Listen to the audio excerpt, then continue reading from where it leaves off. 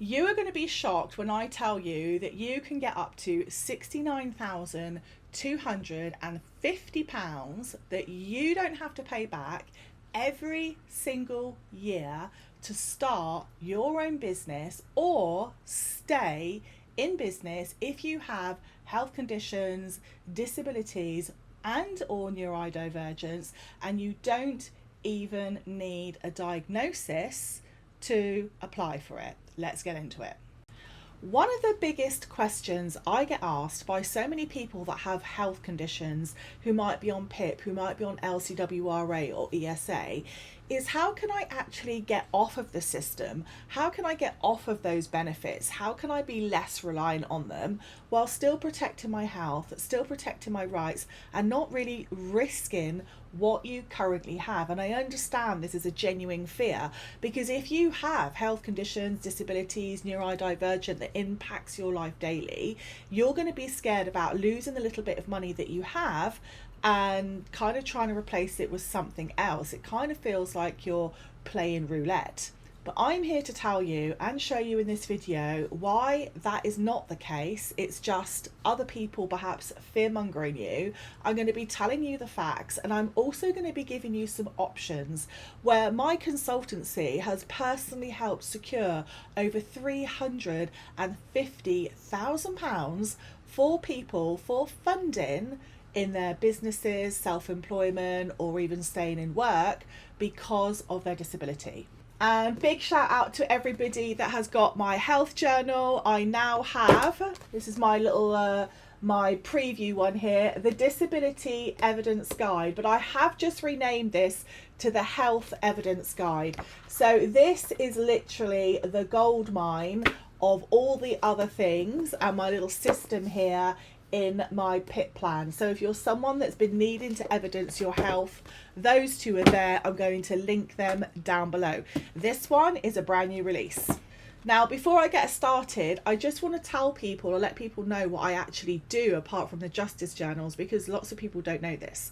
So before I even started working at DWP, I used to be a business analyst. So I used to go into businesses, particularly failing businesses. I'd be employed by CEOs and business owners, find out what was going wrong with their business, implement, create a project or a plan and implement it. And it was always to raise the profits, or maybe the business was losing money, so it was working out why that was, and find a way of doing that, working alongside their systems, their staff, and obviously the goals of the CEO.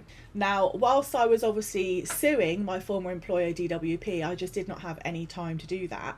So I took all my consultancy kind of offline, but I have put it online again, and it is down below. Now, because I've done that and still do that, I have got a lot of success stories where I've got particularly people with health conditions huge amounts of money from funding which they're entitled to help them stay in business, and in some cases to start their business. However, lots of people think that access to work funding is to start a business, and that is not the case.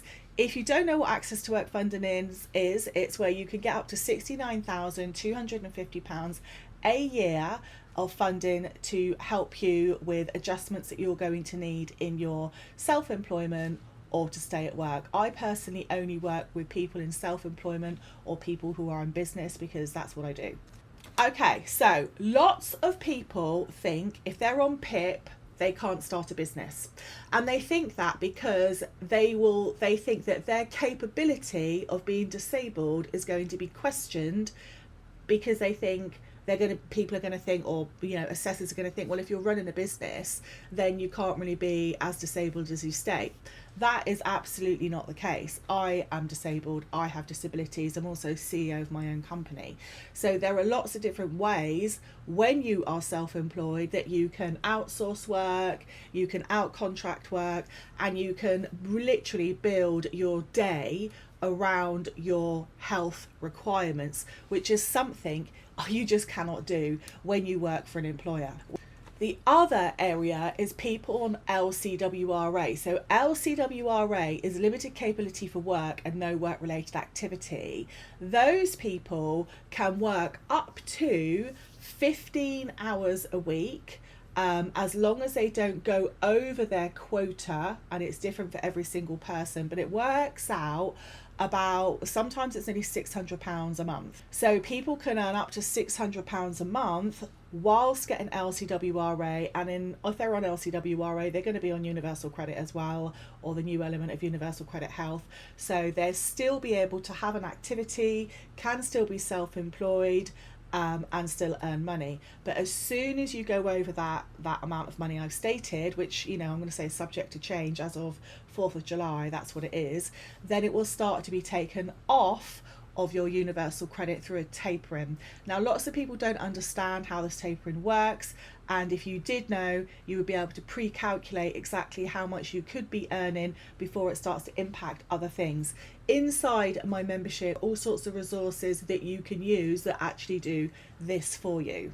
Now, if you're on ESA, you can also be self-employed, but you do need to have, this is crazy, but you need to have something called a work permit from DWP that permits you to be able to be self-employed via a work permit. That means you still keep your ESA, you still keep, if you're entitled to it as well, LCWRA and your UC. Now, for access to work funding, I want to be really clear about this, because I have helped quite a lot of my own private clients. I've done their applications for them, and I will say that there is no set way that this is being assessed, right? It is literally the devil and the deep blue sea. I have customers that have had a response in 14 days and a payout within 2 months. And who have been, have got health conditions, but then I haven't considered those health conditions anyway as serious as some of my other clients. I don't want to say what they are, but I've got very, very, incredibly, very serious health conditions, and we've had to fight tooth and nail, 7 months round the clock, loads of letters, appeals, and all the rest of it, just for them to get the minimum. So it really seems to be who you fall on, who's assessing your case, and of course, how good your evidence is, right? It all comes back to the health evidence. I will say the funding application looks all very nice online. They make it sound so simple. Just fill in this little form online and we're going to get back to you straight away. And then you're dealing with Maximus. So Maximus obviously have a financial incentive to, do what they do. I'm not going to, put words into anyone's mouth, but you know what I'm talking about. In my company, I actually have healthcare professionals that write things like people's functional impact statement, which is what DWP, through Access to Work, would want you to do via Maximus. But I consider that to be quite prejudiced, because it's their chosen provider, but it's not going to be one of my clients, for example. So we have the functional impact statements written by my healthcare providers that work within my company. And although DWP and Access to Work assessors don't like it, there is no written rule that says we have to use theirs. Now, what my clients have done in my business consultancy and coaching area is they have started their business whilst they've still been in receipt of some of these benefits. And then as their business has grown and as their income has grown, they've reduced their reliability on the system, on these benefits, to the point that some of them have been able to come completely off and have been really very successful. Now, I have seen quite a few people in the comments, and I do get messaged quite a lot over on my other account on TikTok, which you can see here, where I really talk a lot about business coaching and content marketing, because that's really how I've grown all of my businesses.